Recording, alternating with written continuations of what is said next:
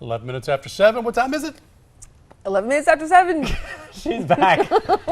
Kim's back, everyone. So literal. Did you? I know, right? Is that not? It's awesome to have you back, though. Yes. We missed you. We did. All right. Well, good. I'm glad to be back. I'm interested to see what's trending this morning, Ryan. All right, Kim. Which fine. All right, I found some, well, I was going to say fun. It's not fun at all, but we have been following it all week. The pictures and images just have sort of continued to stream out of Ferguson, Missouri this morning. And it was sort of quieter online before I came out here. But this morning, as Captain Ron Johnson gave a press conference around 2 a.m. our time, it seemed like that was all anyone was talking about online.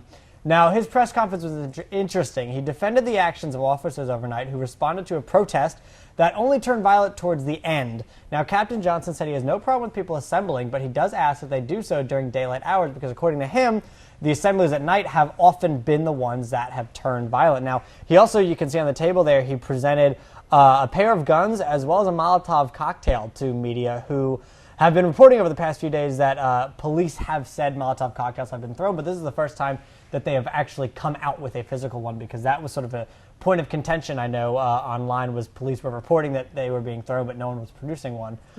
So he actually showed reporters this example of one, as well as sort of talked about the rollover of the media in this developing story because, you know, they have arrested a few members of the media and photographers. And one of the things he said was, since, you know, nowadays not everyone has a huge shoulder camera, some people have, you know, cell phones and some people have cameras.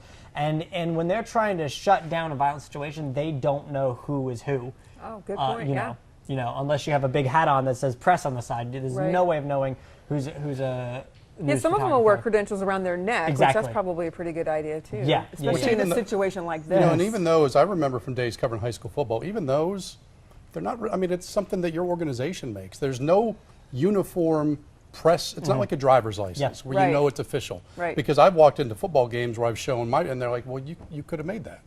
You know, but then as Ryan pointed out, the big camera on your shoulder tends to give it away that you're legit. You're not just shooting home movies. And they're also saying that people are traveling from as far away as California, Florida, Detroit, to take part in this. That's why they're saying, you know, we want these things to kind of take place during the day because, you know, just random people are showing up at night to precipitate violence. Yeah, and not just reporters traveling. I mean, you're talking about people, just individual just coming protesters, to protest and sort of and get involved. And you know, apparently, according to residents of Ferguson, those are the people that are causing a lot of violence is out-of-towners. The ones that aren't from there, Yeah. I mean, the looting has to stop. I feel Absolutely. for those business owners that their places, you know, have just been destroyed.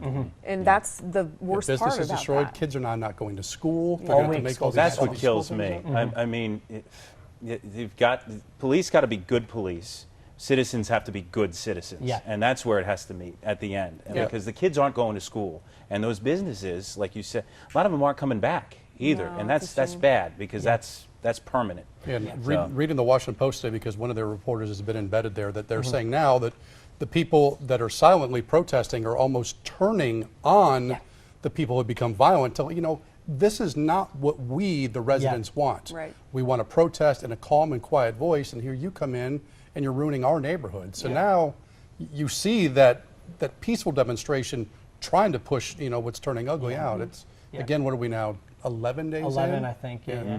But it's so great to see images of the residents of Ferguson. These are some of my favorite pictures. I didn't get them, but if you look up, the residents of Ferguson helping clean up after looting and stuff like that, you know, during the daylight hours, because they want their city back. They're the ones that live there. Yeah, absolutely. All right. Yeah. So now for our next story, you may not recognize Don Pardo's face or maybe even his name, but if you've been anywhere near a television set since somewhere in the middle of last century, you'll have heard him. Take a listen.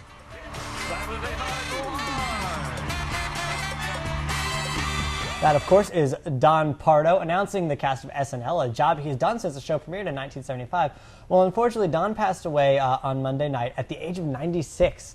Now, Pardo was, of course, best known for announcing all the performers for Saturday Night Live from the very first episode till now. But that was not his first television job. He actually worked in game shows as one of the original announcers for The Price is Right and Jeopardy back in the 50s and 60s. And it was actually a joke on one of the early episodes of SNL, I think it was like the second season, so 1976, they did a Jeopardy in the year 2000 sketch, and one of the jokes was that Don Pardo would still be announcing Jeopardy. So even in 1976 or whatever, he had a long career. Yeah. So he continued to do this all the way up until last year when he went and recorded them from his house weekly and would send them. Wow. Yeah. So he was still a very much active partner. I know I saw a lot of the SNL cast members tweeting out their love and sadness overnight. Yeah, I was reading a lot of tweets. Al Roker was on there, Jimmy Fallon, Seth Meyers. You mentioned a lot of the cast members, and just in that age of television to have that job, it wasn't like the shticky game show host. I mean, to be the announcer of the show, it was a big deal. It was very prestigious. Yeah, so, definitely. Yeah. And I was kind of interested in it and shocked in a good way to see that not just Saturday Night Live, but his name, Don Pardo, was trending on Twitter. And it was just cool to see him recognized as someone who's worked sort of behind the scenes in a very big way for so long. Yeah, I didn't recognize his name, but I definitely recognized Absolutely the hear voice. that voice. Yeah. So it'll be interesting to see what they do now because, like I said, every year except for 1 year in the 80s that we don't talk about, he has been the voice for Saturday Night Live. So we'll see what happens. All right. Yeah. I learned something there. Yeah. So, Gannon, your video. Well, yeah, I mean, it's just as simple as it gets. We've been talking about some heavy stuff. So, I mean, this is what it is. It's a cute animal video. It's very straightforward. Right. We don't have to think too hard, and that's the way our producer and our editor and me liked it this morning. So that's my pick. Watch this. That's Blanky. And he uses the paw. That's... Speaking of The Price is Right, that's where it goes, Yeah. you know, Now right the there. wah, wah. Right, something like that.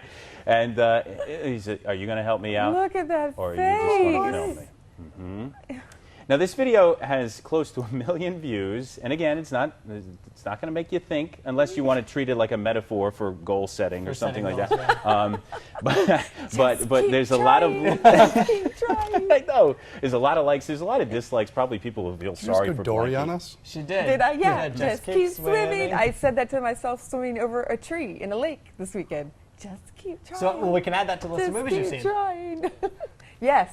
Keep it I've going. seen that movie. Yes. Yeah, keep it going. I hope this little guy got a special treat. I think they're just setting up the sequel. What do you call him? His people are having fun videotaping it. Right. He deserves something. Right. A treat for my trouble. That's what he's saying at the end of this. Exactly.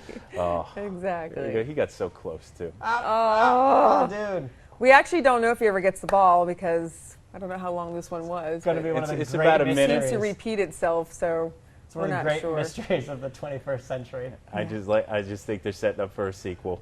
And, Love the face. go Love for the it, face. Blanky. Good luck to you, man. All right, we are back with more news and weather.